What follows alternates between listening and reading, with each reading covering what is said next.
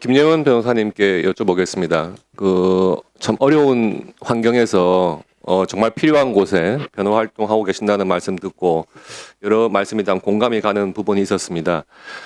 저도 한 10년 정도 변호사를 했는데요.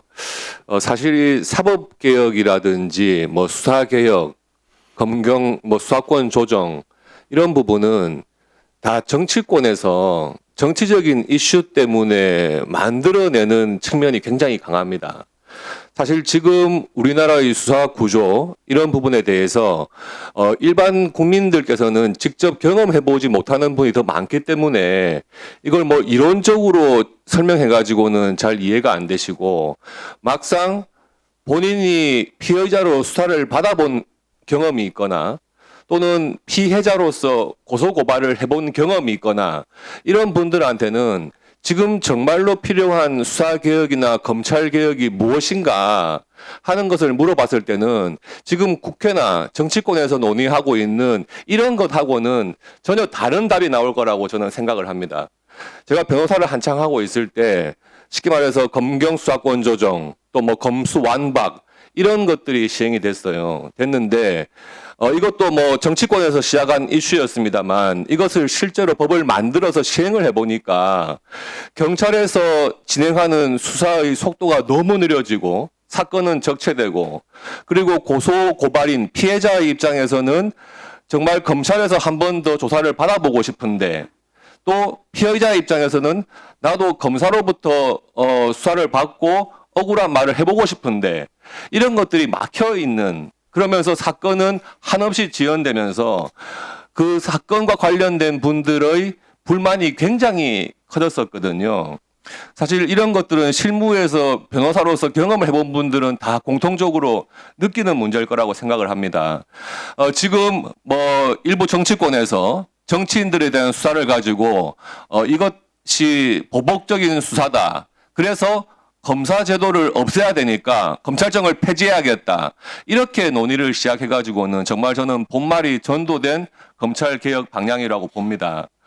변호사님께서 직접 경험하시기에 최근에 있었던 검경수사권 조정, 검수완박 이런 부분을 거치면서 실무상으로 주로 피해자 쪽 변호를 하신 것 같은데 그런 사건 관련된 피해자들이 겪는 가장 이 지금 수사 구조상의 문제점 무엇인지 좀 말씀해 주시고요. 그리고 아까 말씀하신 것 중에 제가 굉장히 와닿는 게 수사 권한을 가지지 않으면서 수사하는 기관을 통제한다는 것.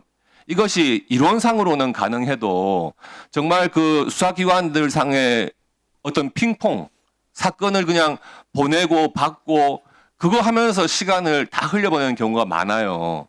그래서 아까 그 부분에 대해서 실무상 경험하신 좀 예라든지 우리 국민들께서 조금 알기 쉽게 조금 설명해 주시면 어떨까 합니다.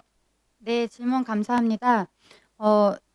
아까도 말씀드렸다시피 법이라는 게 이 서민들한테는 최후의 보루이기 때문에 지금 현재 지금 말씀하신 거 변호사들이 다 공감하고 있는 내용이고요.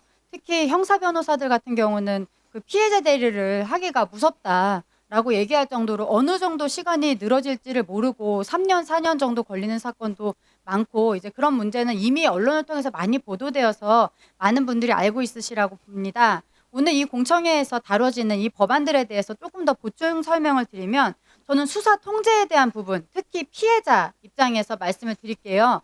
피해자 입장에서 수사 통제는 뭐냐면 내가 고소를 했는데 내가 뭔가 범죄를 당했다라고 신고를 하거나 억울했다 이런 얘기를 할 때 국가가 그 수사 내용을 한번 수사를 하지 않습니까?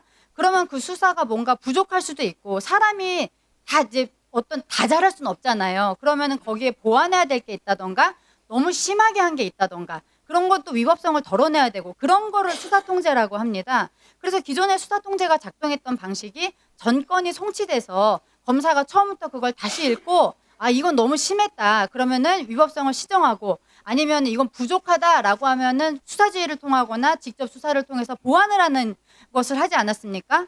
그런데 그래서 그 당시에는 이제 수사기관의 수사 단서와 상관없이 그리고 1차 수사기관이 어디인지와 상관없이 다 검사가 들여다볼 수 있었는데 이번 법안에 놓고 보니까 그게 100이라고 하면 지금 1로 줄어드는 문제가 생기거든요. 그래서 제가 너무 이해가 안 가서 계산을 해보니까 우리나라의 전체 1년에 160만 건 정도 범죄가 발생합니다. 그중에 고소고발로 입건되는 사건은 20% 정도밖에 안 됩니다. 그러면 32만 건 정도가 고소고발로 발생이 되는데 고소고발로 된 사건 중에 불송치되는 사건이 47.5% 정도입니다. 그러면은 15만 건으로 이제 15만 건은 불송치되죠. 그런데 이의 신청은 연간 이제 통계를 따져봤을 때 불송치 사건의 10%만 이의 신청을 합니다. 그러면은 이게 15,000건으로 줄어들어요. 지금 이 법안에서 보면 피해자 입장에서 내 사건 다시 들여다봐 주세요 라고 얘기할 수 있는 게 이의 신청밖에 없는데 160만 건이 들어왔을 때 15,000건만 볼 수 있다는 겁니다. 그러면 100에서 0.9로 줄어드는 건데 이렇게 하는 것을 과연 개혁이라고 할 수 있는가? 피해자 입장에서는 나머지 99%는 1차 수사권자의 결정이 그냥 바뀔 수 없는 그렇게 되는 문제이기 때문에 굉장히 국민의 권익과도 굉장히 중요한 영향이 있다고 봅니다. 예.